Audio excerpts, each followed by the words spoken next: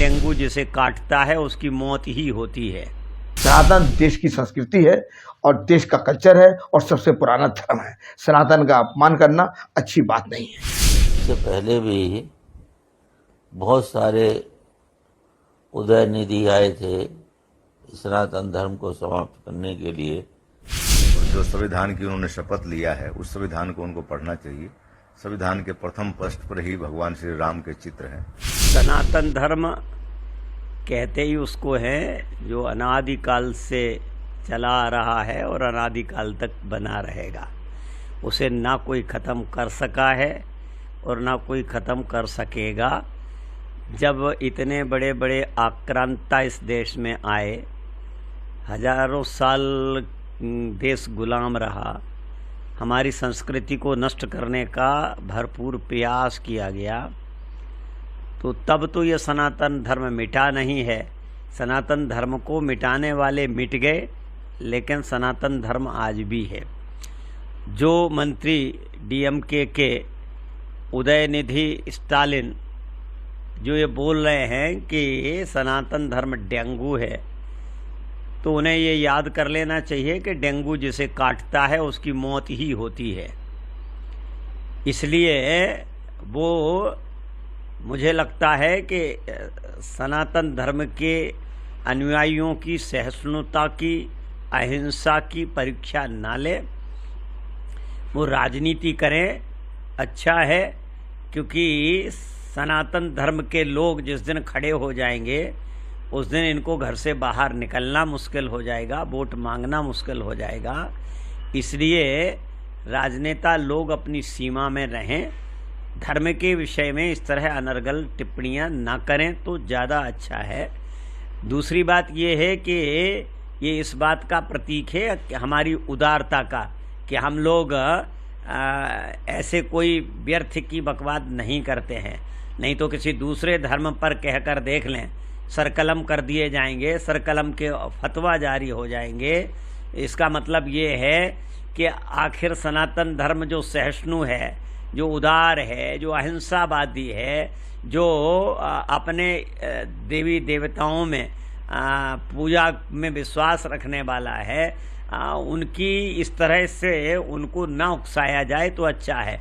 क्योंकि जब तक हिंदू समाज नहीं जागा है, एकजुट नहीं हुआ है, तब तक इस तरह की बातें कहना आपके लिए ठीक है। लेकिन जिस दिन हिंदू जाग जाएगा और अपने धर्म के लिए खड़ा हो जाएगा, उस दिन समाज में आप लोगों का राजनीतिक जीवन ही, भविष्य ही खत्म हो जाएगा।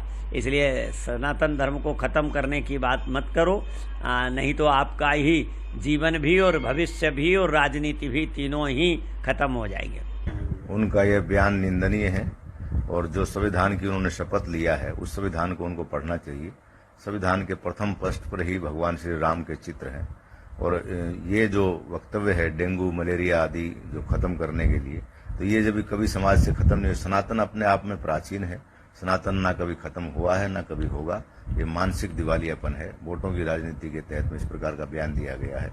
अखिल भारतीय अखाड़ा परिषद वहाँ के माननीय मुख्यमंत्री से आग्रह करता है, ऐसे मंत्री को तुरंत बर्खास्त कर देना चाहिए। सनातन अपने आप में एक प्राचीन धर्म है जो सूर्य जब तक रहेगा, चंद्रमा रहेगा, तब तक सनातन रहेगा। ये किसी व्यक्ति के कहने से या समाज के कहने से ना कभी नष्ट हुआ है और ना आगे होगा।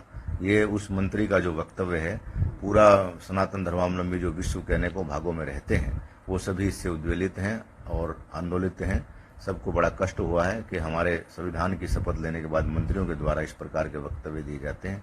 शुद्र राजनीति है कि भारत देश गुलाम होने के बाद यहाँ पर जो शिक्षा नीति लागू की गई है, उसके कारण से इसे उदयनिधि स्टालिन जैसे ही जो है खरपतवार हमारे भारतवर्ष में पैदा हो गए हैं, जो कि हमारे सनातनी होने के उपरांत भी उनको जो है कन्वर्ट कर दिया गया है, उनकी मानसिकता को कन्वर्ट कर दिया गया है। और ये लोग सदैव से इनकी अभिलाषा रही कि सनातन को जो है नष्ट भ्रष्ट करने का। ये उदयनिधि स्टालिन ऐसे ही लोग हैं और जो उनको जो है विपक्षी जो वामपंथी लोग हैं वो लोग एकत्रित होकर आज उनको नेता बना दिया भारतवर्ष का जो है। और ये लोग जो है मात्र भारत को जो है डुबाने का और भारत को गर्त में ले जाने का कार्य कर रहे हैं। हम सनातनियों को बर्बाद करने का खुलेआम कह रहे हैं। इनके ऊपर जो है बल्कि मुकदमा होना चाहिए। जो जितने जितने सनातनी हैं आज भारतवर्ष में, जो सनातनी का मूल स्थान है, यहाँ पर सनातनी ही जो है आज अल्पसंख्यक है पूरे विश्व के हिसाब से। और भू के तुलना के हिसाब में देखिए कि कितना बड़ा भू क्षेत्र भाग था हमारा, आज छोटा करते करते संकीर्ण करते इतना छोटा हो गया। उसके बाद भी वामपंथी लोग जो भारत के टुकड़े होंगे करके कर रहे हैं, ये ऐसे ही लोग हैं जो है उदयनिधि स्टालिन जैसे, इनके ऊपर सख्त कार्रवाई होनी चाहिए, इस बात की मैं मांग करता हूं। और इनको ये लोग सनातन के ऊपर तमाम तरीके का आक्षेप लगाते हुए चले जा रहे हैं, और हम सनातन इतना सहिष्णु, इतना ज्यादा बर्दाश्त करने वाले बर्दाश्त करते जा रहे हैं। ये लोग हम लोगों को, इन लोगों की मानसिकता शुरू से ही हम सनातनियों को नष्ट करने की रही है, आज ये खुलेआम बोल रहे हैं। इसलिए जितने भी सनातनी सारे लोग एकत्रित रहें, अपने अस्तित्व को बचाएं, अपने भारतवर्ष की गरिमा को बचाएं, और ऐसे लोगों को जो है जो सनातन के विरुद्ध हैं उन सभी को बल्कि देश के बाहर निकालना चाहिए। इन लोगों को बड़ी से बड़ी कुर्सी पर बैठकर अगर कोई राजनेता किसी धर्म का अपमान कर रहा है तो वो, मुझे लगता है कि उसको राष्ट्र से मोहब्बत नहीं है। सनातन देश का सबसे पुराना धर्म है। सनातन भारत का कल्चर है, भारत की संस्कृति है, और भारत की संस्कृति और सबसे पुराने धर्म का अपमान करना देश के अंदर कहीं ना कहीं अराजकता फैलाने के बराबर है। और अगर कोई शख्स ये कहता है कि किसी सरकार ने, अगर बिहार गवर्नमेंट ने अगर हिंदुओं की छुट्टियों को ख़त्म किया है तो वो भी गलत मैसेज है। कोई धर्म को अपमान नहीं करना चाहिए, हर धर्म का सम्मान करना चाहिए। और अगर जो लोग इस तरह की हरकतें कर रहे हैं तो कहीं ना कहीं वोट की भी राजनीति कर रहे हैं और देश के अंदर एक माहौल को ख़राब करना भी चाहते हैं। मैं देश की सरकार से अपील करूंगा कि इसके ऊपर संज्ञान लें, और संज्ञान ही ना ले बल्कि कड़ी से कड़ी कार्रवाई करें, क्योंकि किसी भी धर्म का अपमान अच्छी बात नहीं है। और सनातन देश की संस्कृति है और देश का कल्चर है और सबसे पुराना धर्म है। सनातन का अपमान करना अच्छी बात नहीं है। इससे ना हिंदू खुश होगा ना मुसलमान खुश होगा, क्योंकि हर मजहब ये पैगाम देता है कि दूसरे के मजहब का सम्मान करो। इनसे पहले भी बहुत सारे उदयनिधि आए थे सनातन धर्म को समाप्त करने के लिए। सनातन धर्म तो समाप्त नहीं हुआ, लेकिन वो स्वयं अस्त हो गए। इसलिए ये जो उदयनिधि बहुत बोल रहे हैं, ये भी बहुत जल्दी बोलते बोलते अस्त हो जाएंगे।